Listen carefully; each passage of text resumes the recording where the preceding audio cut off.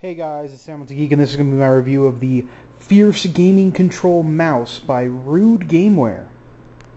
So let's talk about the mouse, comfort-wise, and the appearance and such. You see here we have a gold-plated USB, an extremely cool, like, metal-coiled cord. You can't really tell because of the video quality, but, you know, it is what it is. And you have the actual mouse. It has some rubber sidings here and here, and it's extremely comfortable in your hand. You also have four programmable buttons on the left side of the mouse, and you have a DPI adjuster. This mouse can go up to 5,000 DPI, and I'll go more into the DPI adjuster in a little bit. You also have on the bottom here a cartridge. What does this cartridge do? Well, as you can see, it's a tray. And in this tray, you can put weights to adjust your, how much the mouse weighs in the feel of your hand. And as you can see, the mouse does come with its own weights, and I'm sure you could buy some online. It comes with two 5-gram weights and two 10-gram weights. You can't read it because of the video quality and the lighting. And as you can see, you can use these weights and plop them into here, and then slide this back into the mouse.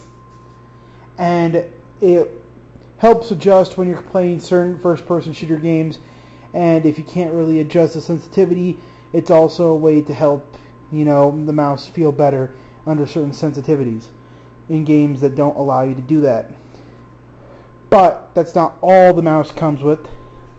It does come with a software CD that is workable on Windows XP, Windows 7, and Windows Vista, and I'll show you what that software does. Before we continue, I would like to apologize. It is not DPI, it's CPI. I got acronyms mixed up in my head, and I apologize for that. Now let's go into the Fierce Laser Gaming Mouse version 2 software. In the software, it does contain a list of menus for adjustability in terms of what the buttons do, and the CPI switch. The CPI switch is the button right here, and right now it's running at the second CPI, which is currently at 1600. These are all the default settings. So red on default is 1600, orange on default is 3600, blue on default is 5,000 CPI, and green is 400, which you could use in really, really low sensitivity games here.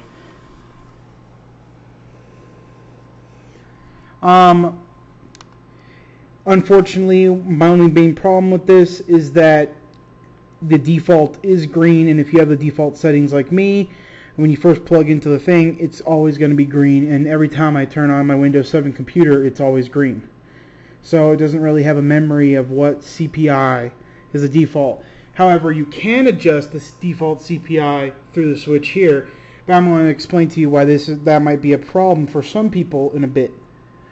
I can also apply, and there are advanced settings that let me adjust the double click speed, the polling rate, which is currently at 1,000 Hertz, the scroll wheel speed, and the acceleration, the cursor acceleration.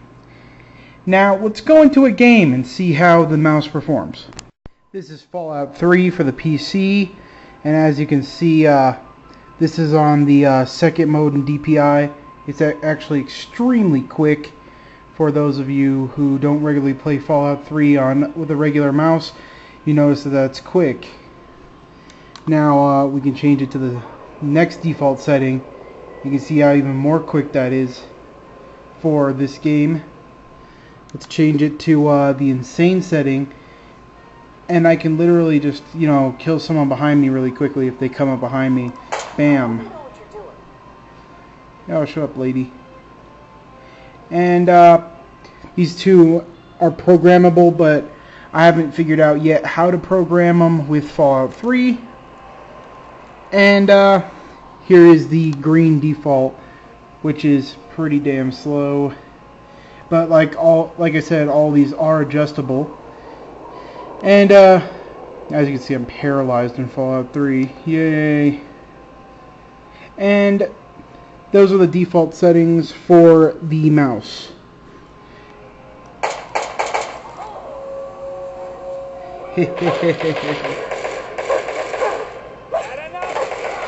Now let's talk compatibility. Now let's talk compatibilities with other platforms. Well, let's just say that the mouse is compatible with the Mac and Linux platform. In fact, on the Mac, it actually has support for some hotkey features in the Macintosh operating system. But saying that, both of these this button right here does nothing, and both of these buttons only select certain things. Like on Twitter, if I press it, it prompts this window asking me what's happening. And this one, the top one here, only scrolls down. That's what I forgot. This bottom one here does, type something, just a random character, and the top one scrolls down. Unfortunately, the Mac operating system does not allow you to customize this through the system settings feature, and like I said, once again, the software is only usable on Windows. However, the DPI features do transfer over to the Mac, so I can use a certain amount of DPI. So any of you Steam users on Mac should be happy a little bit with the performance and adjustable DPI through the mouse's default settings. Overall, the compatibility is pretty good, but leaves a little bit to be desired for other platforms. And it's weird that they don't mention on the box that it's actually compatible with Macintoshes and Linux machines. On the box it says that it's only compatible with Windows machines. Now, pad versus no pad. Now, the mouse pad is something people have used for years to help keep their mouses, steady and straight. And this mouse is supposed to be good with or without a mouse pad. However, without a mouse pad, I've seen some, sketchiness with the laser when it comes to different things. However, this table is actually really good with the mouse without a pad.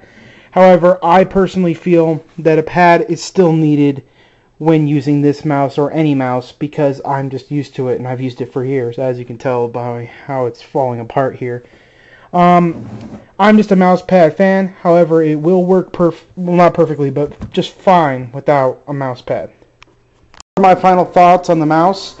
Well, it's extremely comfortable and it seems pretty well built. However, there are some issues that I do have. These buttons on the side here, not these ones, but these ones on the side here, do feel kind of cheaply made and feel like they feel like I might break them, after extended period of use.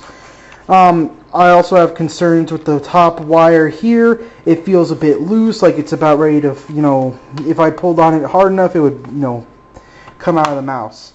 Those are my only issues with the actual hardware itself. This thing does cost $50, but that's cheap in comparison to its competition. And it does have a lot more Mac support out of the box than any other gaming mice that I've seen. So, if you want a relatively cheap gaming mouse, it is really well done, and it comes with software and a bunch of programmable stuff that a lot of other gaming mice do not come with. It also comes with game save software to support with different games, and comes with an easy to slick use interface with its software, so that anyone who buys the mouse can adjust it perfectly to the way they want it. Which other mice, they just kind of throw you in with the drivers and the hardware and leave it all up to you. This mouse is a bit steep at $50 for, a little bit of the hardware feature, but the weights are a nice added bonus for anyone who wants to do that.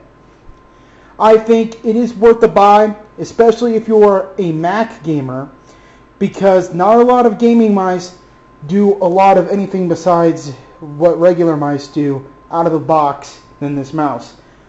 For Windows users, there's quite a bit of competition, but it's still a great mouse to look at. I think it's extremely comfortable in comparison with a lot of Microsoft mouse lineups, which I think are the most comfortable mice to use ever. So, would I recommend it? I do recommend it, but I'd say do a little more research into it if you want to find out if it's perfect for you.